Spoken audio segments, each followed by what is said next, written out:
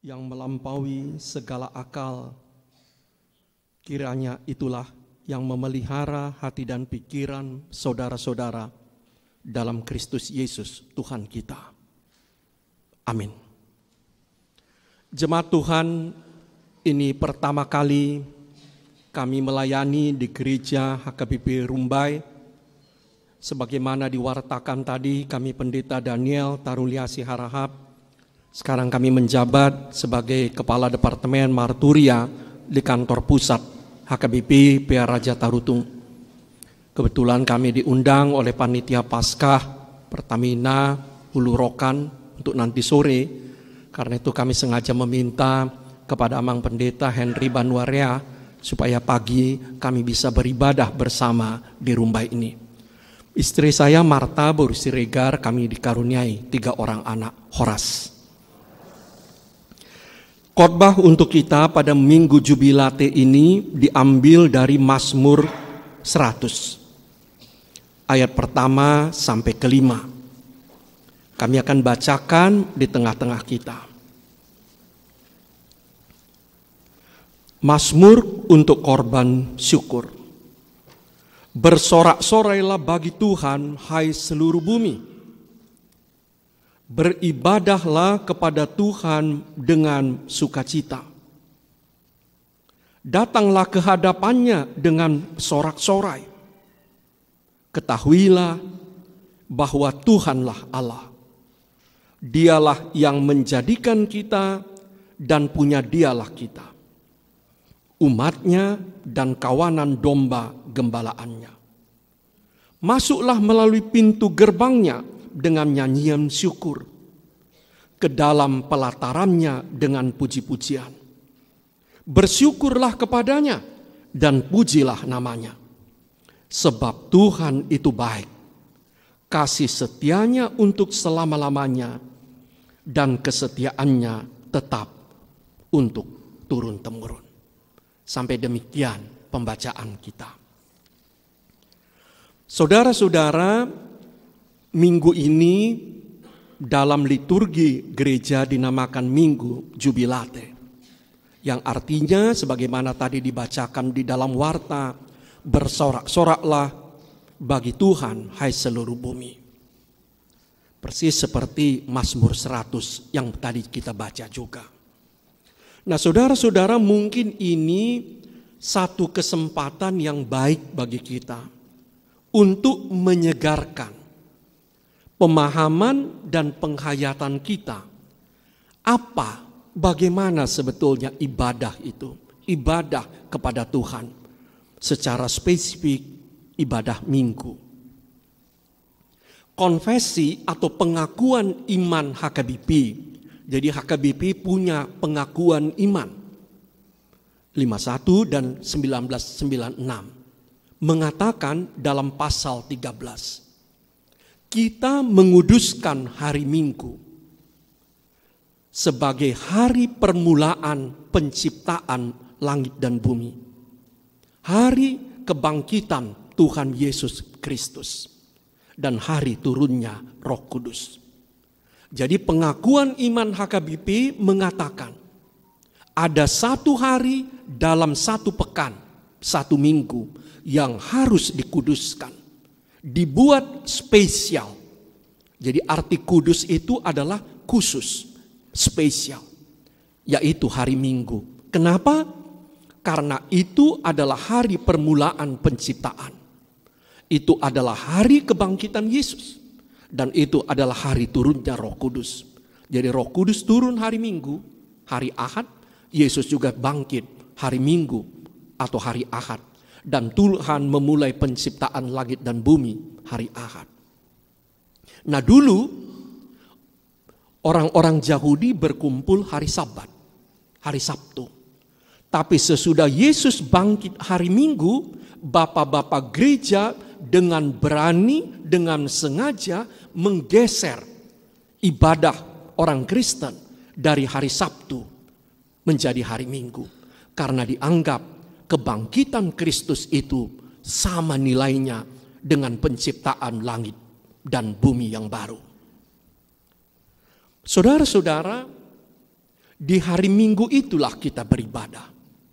Nah, pertanyaan selanjutnya, apa itu ibadah Minggu? Ibadah Minggu adalah pertemuan, perjumpaan antara Tuhan dengan gerejanya. Jadi Allah Bapa, Putranya Yesus Kristus, dan Roh Kudus mau berjumpa dengan kita, dengan saudara dan saya, secara formal, secara khusus, spesifik pada hari Minggu. Nah, kalau kita perhatikan susunan acara kita memegang semua kertas acara.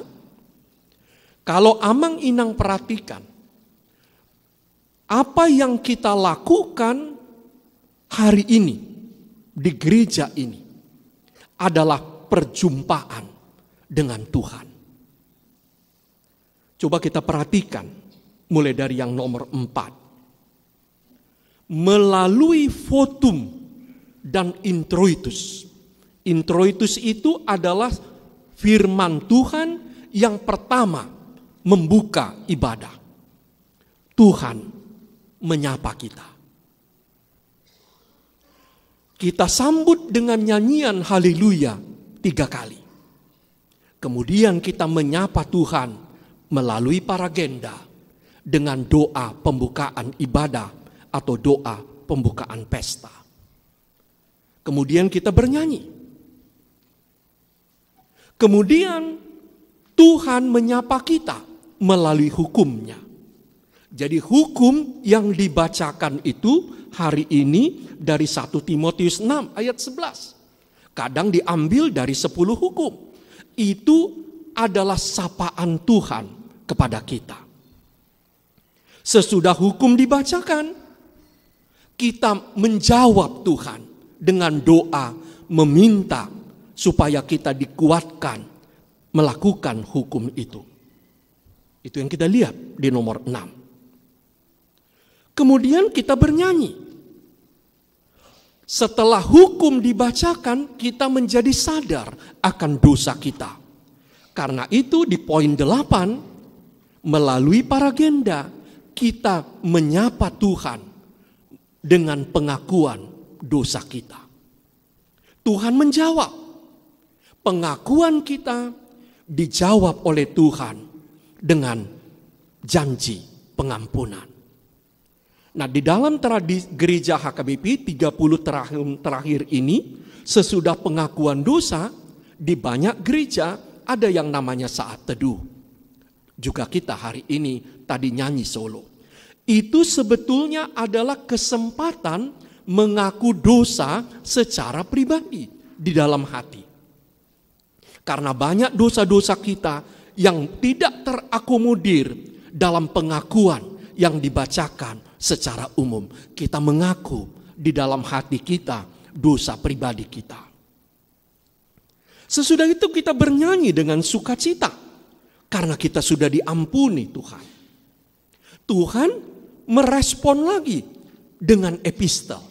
Epistel itu adalah firman Tuhan kepada orang-orang yang sudah menerima pengampunan.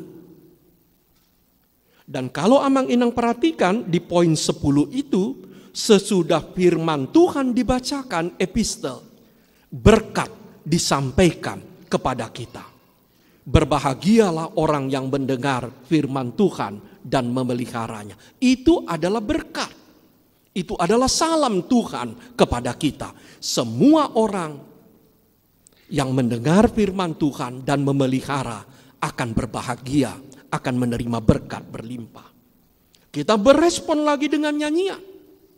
Kemudian kita mengucapkan pengakuan iman kita.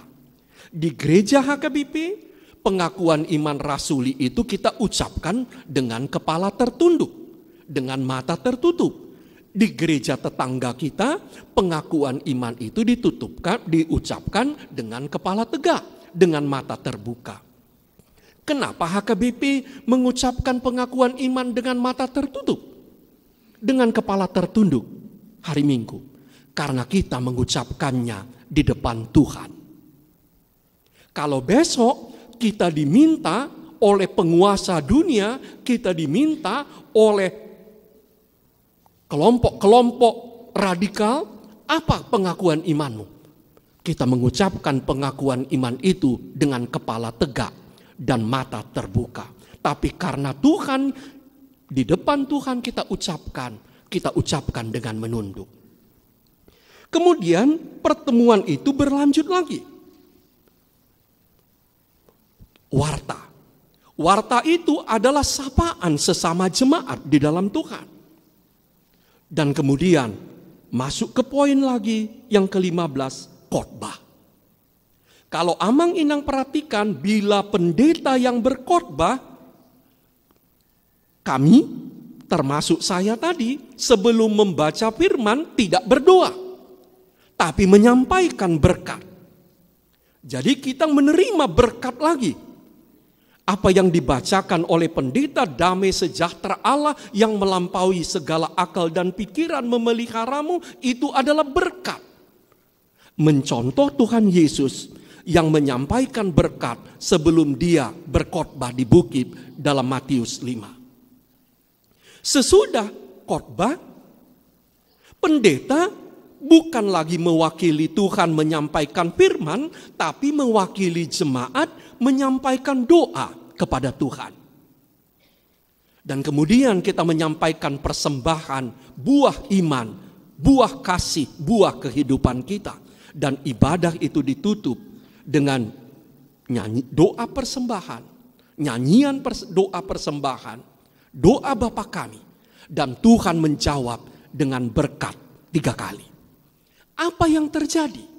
Melalui votum introitus, melalui hukum, melalui janji pengampunan dosa, melalui epistel, melalui khotbah, melalui berkat, Tuhan menyapa gerejanya. Melalui nyanyian, melalui doa pembukaan, nyanyian haleluya 3 kali, pengakuan dosa, doa memohon kekuatan melakukan firman, doa syafaat, pengakuan iman, persembahan, doa syafaat, doa Bapa kami, jemaat menyapa Tuhan. Terjadilah dialog, terjadilah percakapan antara Tuhan dan gerejanya. Jadi secara singkat, firman adalah ungkapan hati Tuhan kepada kita. Doa adalah ungkapan hati kita kepada Tuhan. Saban kali kita berdoa dilanjutkan dengan membaca Alkitab.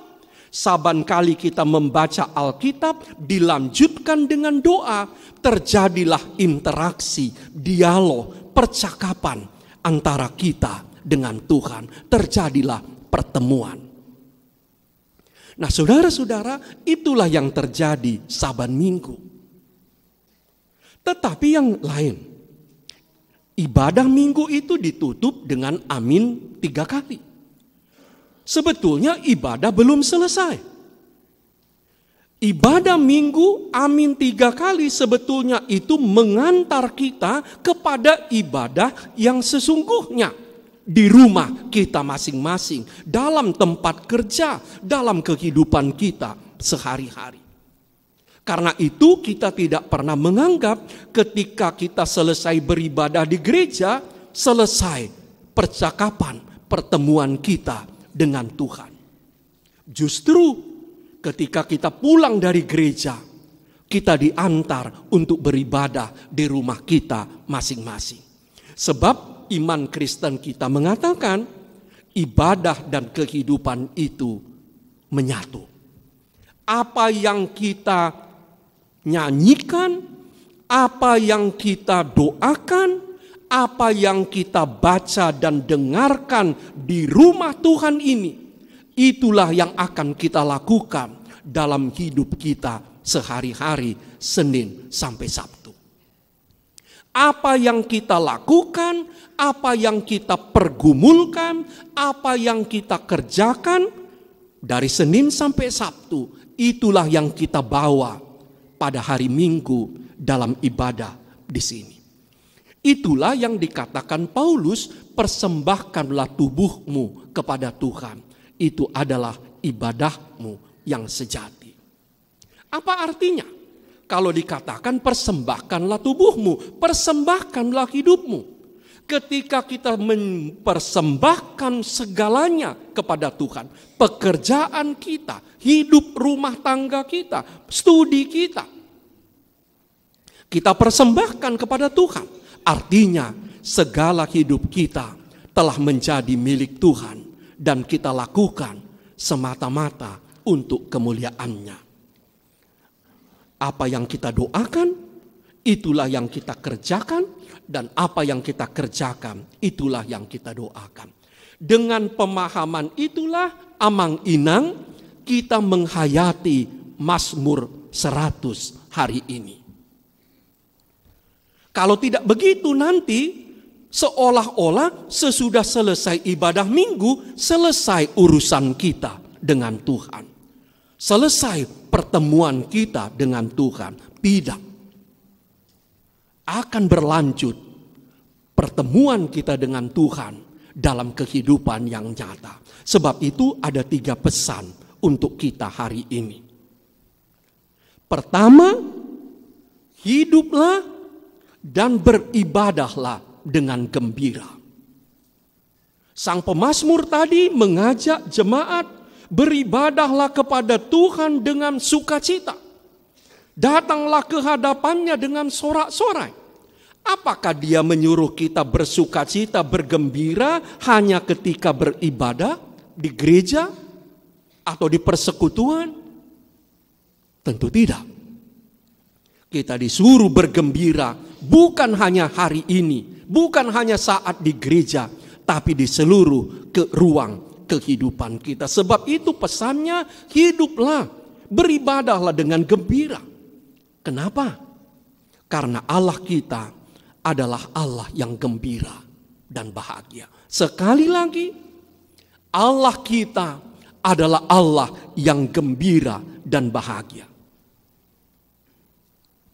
Sangat tidak masuk akal, jemaat disuruh datang dengan wajah yang gembira, tapi Tuhannya sendiri wajahnya murung, mutung. Saudara bisa bayangkan, kita disuruh datang menghadap Tuhan dengan riang, dengan senyum, tapi Tuhannya sendiri murung. Nah, karena itu saya berulang-ulang menyampaikan, saya sudah 32 tahun menjadi pendeta, baru 1 kali melihat lukisan Yesus yang tertawa di gereja HKBP. Saya nggak tahu apakah di sini ada yang berasal dari Sirisi-Risi, Dolok Sanggul. Di HKBP Sirisi-Risi, Dolok Sanggul, di pinggir Dolok Sanggul itu ada lukisan besar di langgatan, di altar, Yesus sedang tertawa. Luar biasa. Saya hayati dan saya beriman kepada Yesus yang gembira itu. Dia adalah Tuhan yang suka tersenyum dan tertawa. Sebab itu anak-anak mau mendekat kepadanya. Anak-anak tidak mau mendekat kalau Amang dan Inang wajahnya mutung. Lari semua anak-anak. Mana mungkin anak-anak itu mau dekat kepada Yesus kalau Yesus mukanya murung. Lari semua anak-anak. Tapi kita rugi, kita selalu melihat lukisan Yesus yang hampir tidak pernah tersenyum. Padahal Tuhan kita adalah Tuhan yang bahagia, Tuhan yang gembira, Tuhan yang penuh dengan sukacita. Sebab itu kita diminta juga bersukacita. Alasan saya yang lain, Yesus itu adalah Tuhan yang penuh kasih. Orang-orang yang penuh kasih selalu adalah orang-orang yang bahagia. Coba Inang, Amang cek siapa orang yang penuh kasih dalam hidup Amang dan Inang. Yang selalu mengasihi, selalu care kepada orang lain. Pasti dia orang yang selalu gembira dan bahagia. Orang yang tidak bahagia tidak bisa mengasihi. Yesus penuh kasih. Tentu dia melimpah juga dengan sukacita. Nah saudara-saudara, Mazmur 100 tadi mengatakan kepada kita, datanglah ke gereja, datanglah ke rumahnya, datanglah ke pelatarannya dengan riang dan gembira. Sebab Tuhan kita adalah Tuhan yang bahagia dan gembira. Dia mau anak-anaknya juga bergembira bersamanya. Dalam Filipi 4 ayat 4 berulang-ulang dalam surat Filipi, Paulus katakan, bersukacitalah senantiasa, selalu dalam Tuhan. Mungkinkah hanya kita yang bersukacita dalam Tuhan, tapi Tuhannya sendiri tidak bersukacita? Paulus mengatakan itu karena Tuhan bersukacita, sebab itu kita diajak, mari kita bergembira dalam Tuhan. Roma 14 ayat 17 mengatakan kerajaan Allah itu soal kebenaran, soal damai dan sukacita oleh Roh Kudus. Galatia 5 ayat 22 mengatakan salah satu buah roh itu adalah sukacita. Jadi buah Roh Kudus itu salah satu dari 9 buah roh adalah sukacita. Roh Kudus adalah roh sukacita. Roma 15 ayat 13, Paulus berdoa, semoga Allah memenuhi kamu dengan segala sukacitanya. Dan Matius 5, berulang-ulang Yesus mengatakan, berbahagialah, berbahagialah. Dan saban minggu di gereja kita, kalau Amang Inang perhatikan, saban kali para agenda membacakan epistel, dia menyampaikan sebuah berkat. Dikutip dari Lukas 11 ayat 28. Berbahagialah orang yang mendengar firman Tuhan dan memeliharanya.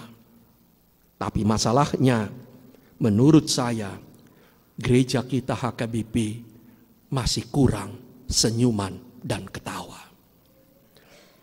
Gereja kita HKBP salah satu kekurangannya masih sangat kurang senyum dan ketawa. Seolah-olah senyum dan ketawa bertentangan dengan kehendak Tuhan. Padahal Tuhan kita selalu gembira, selalu tersenyum dan selalu ketawa.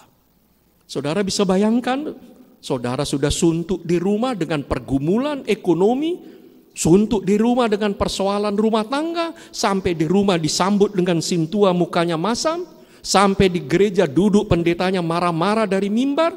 Kemanalah kita pergi? Bahasa Bataknya, tu dia mah kita. Sebab itu, mari kita gembira. Mari kita gembira. Mari kita bahagia. Sebab Tuhan kita adalah Tuhan yang bahagia. Yang kedua, ayat ketiga ditambah epistel Yohanes 10. Hiduplah dan beribadahlah dengan mengenal Allah secara mendalam. Dia katakan ketahuilah bahwa Tuhanlah Allah. Ketahuilah Dia yang menjadikan kita. Dialah yang empunya kita. Dialah gembala dan kita adalah kawanan dombanya. Saudara-saudara, ibadah kita, juga ibadah minggu bukan sekedar gairah yang meluap-luap, gairah yang meletup-meletup, luapan emosi yang ekstatis, yang tidak terkontrol. Ibadah kita juga dilakukan secara sadar, dalam kesadaran. Sebab itu, sang pemazmur mengingatkan, ketahuilah. Dibutuhkan juga rupanya kesadaran, pengetahuan, pengenalan, pengertian di dalam ibadah itu. Karena itu ibadah minggu kita isinya tidak hanya doa, tidak hanya nyanyian, tetapi juga firman pengajaran. Sekali lagi, karena itulah ibadah Kristen tidak hanya diisi dengan doa, nyanyian, tapi juga firman dan pengajaran. Dan berulang-ulang gereja umat Kristen itu diingatkan, ketahuilah, sadarilah, pahamilah, kenallah, ingatlah. Dalam Hosea 6 ayat 3 dan 6. Tuhan mengatakan, aku lebih menyukai pengenalan akan Allah daripada korban bakaran. Tuhan suka nyanyian kita. Jadi seperti Tuhan persis seperti kita orang tua, anak kita bernyanyi, hati kita riang, kita senang. Juga Tuhan ketika melihat anak-anaknya, umatnya bernyanyi. Tapi Tuhan lebih senang lagi, lebih suka lagi kalau kita sungguh-sungguh mengenal Dia, mengetahui Dia secara mendalam. Saudara-saudara, tanpa pengenalan, tanpa pengetahuan Allah secara mendalam, ibadah kita, iman kita menjadi rapuh.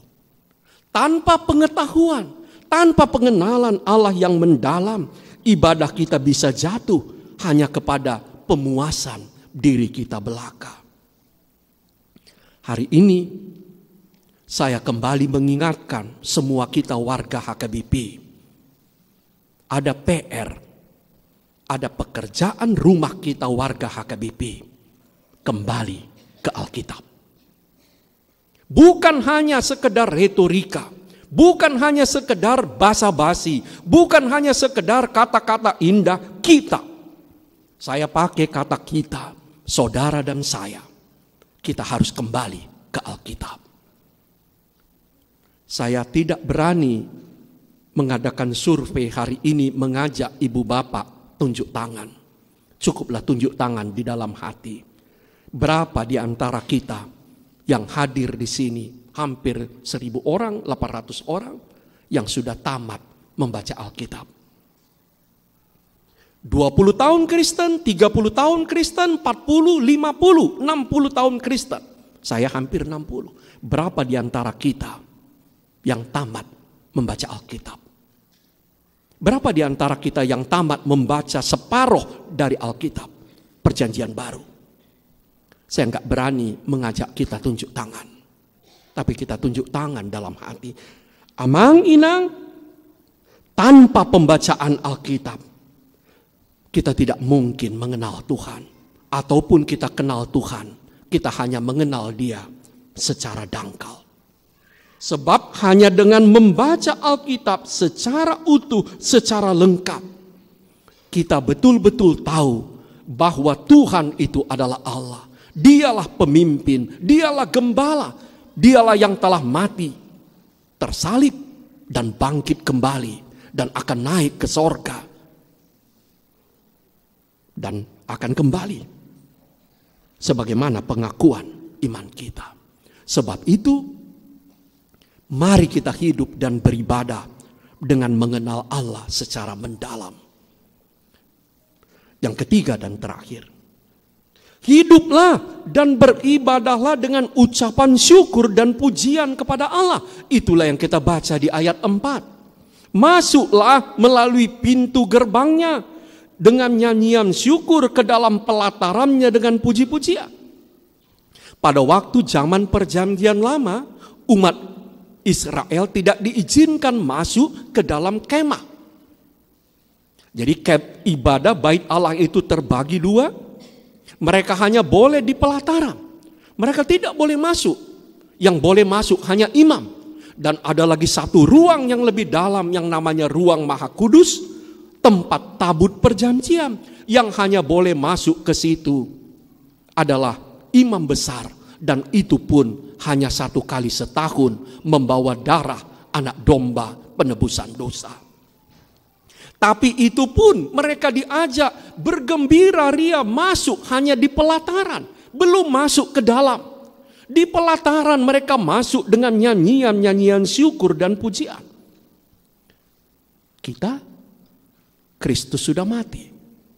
Ketika Kristus mati, tabir, tirai di bait Allah terbelah.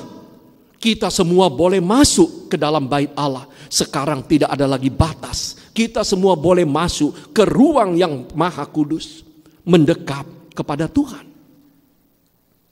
Kalau dulu umat Israel sekali setahun mereka harus mempersembahkan darah domba atau lembu jantan untuk penebusan dosa.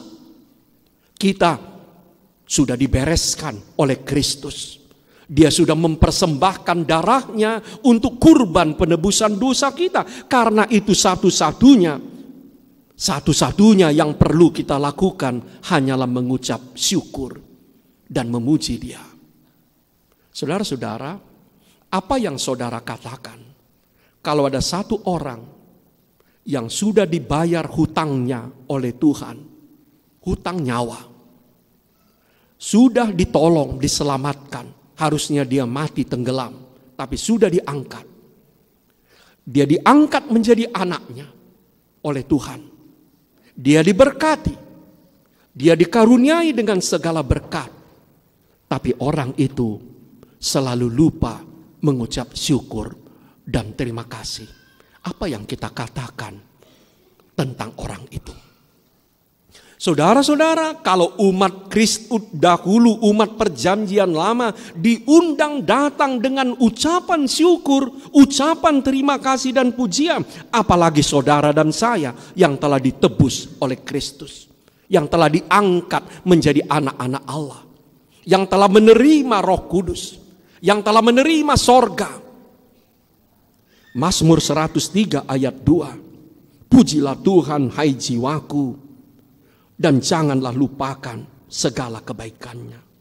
Mazmur 135 ayat 2, pujilah Tuhan sebab Ia baik. Mazmur 136 ayat 1, bersyukurlah kepada Tuhan sebab Dia baik.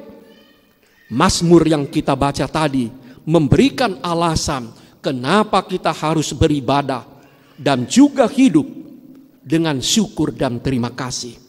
Sebab Tuhan itu baik, kasih setianya untuk selama-lamanya. Sebab Tuhan itu baik, kasih setianya untuk selama-lamanya. Amin. Terima kasih Allah. Kau memanggil kami datang ke rumah-Mu untuk berjumpa dengan Engkau. Kau mau menyapa dan disapa oleh kami umat-Mu. Terimalah nyanyian, syukur, pujian, doa, persembahan, pengakuan kami. Berilah kepada kami Roh-Mu yang kudus, supaya kami dapat menanamkan di lubuk hati kami firman-Mu, hukum-Mu, janji-janji-Mu, perintah-Mu, teguran-Mu, juga penghiburan-Mu. Terima kasih Tuhan, Kau ajak kami untuk hidup dan beribadah dengan riang gembira. Sebab Kau sendiri ya Tuhan adalah Tuhan yang penuh dengan sukacita dan kebahagiaan. Dan Kau kepingin kami anak-anak-Mu juga gembira dan bahagia dalam hari-hari hidup kami. Penuhilah hati kami dengan kasih-Mu, dengan damai-Mu, dengan sukacita-Mu, dengan kebahagiaan-Mu. Agar kami juga gembira Tuhan dalam hidup kami sehari-hari. Biarlah kami selalu datang ke rumah-Mu dengan sukacita. Dan kami juga pulang ya Tuhan, kembali ke dalam realitas hidup kami juga dengan penuh kegembiraan. Karena kami tahu Tuhan kami setia dan baik. Ya Allah, Engkau menyapa kami, supaya kami hidup dan beribadah dengan pengenalan, pengetahuan yang dalam akan Allah. Sebagaimana Kau mengenal kami secara pribadi sangat mendalam, seperti seorang gembala mengenal domba-dombanya, nama dengan nama, pribadi dengan pribadi. Biarlah kami juga semakin mengenal Engkau ya Tuhan. Sebab itu ingatkan kami untuk selalu membangun relasi dengan Tuhan melalui doa dan pembacaan Alkitab kami. Supaya iman kami semakin teguh. Kami semakin mengenal Tuhan. Kami hidup di dalam firman-Mu. Firman-Mu Tuhan mengajak kami supaya kami hidup dan beribadah dengan ucapan syukur dan terima kasih. Karena Kau baik. Kau sudah menebus kami ya Kristus. Kau mempersembahkan tubuh-Mu sebagai kurban penghapusan dosa kami sekali untuk selama-lamanya. Karena itu penuhilah hati kami, bibir kami, dan seluruh hidup kami dengan ucapan syukur dan terima kasih. Ya Allah, kami berdoa secara khusus untuk hamba-Mu Inang Sintua Bursiaan yang hari ini purna bakti. Berkatilah beliau. Berkatilah semua pelayanan beliau selama 18 tahun di gereja-Mu ini. Berkati hidupnya, berkati keluarganya. Berikan kesehatan yang baik dan umur yang panjang. Sukacita dan bahagia berlimpah-limpah. Dan biarlah ya Tuhan semua pelayanannya selama ini berbuah lebat. Kami berdoa untuk gereja-Mu Rumbai secara khusus. Untuk pendeta kami, Amang Pendeta Henry Banwarea dan semua full timer dan semua simtua. Tuhan berikan hikmat, berikan kekuatan, berikan sukacita melayani Engkau. Berkati semua jemaat-Mu ya Tuhan yang besar maupun yang kecil. Berkati kami dalam rumah tangga kami.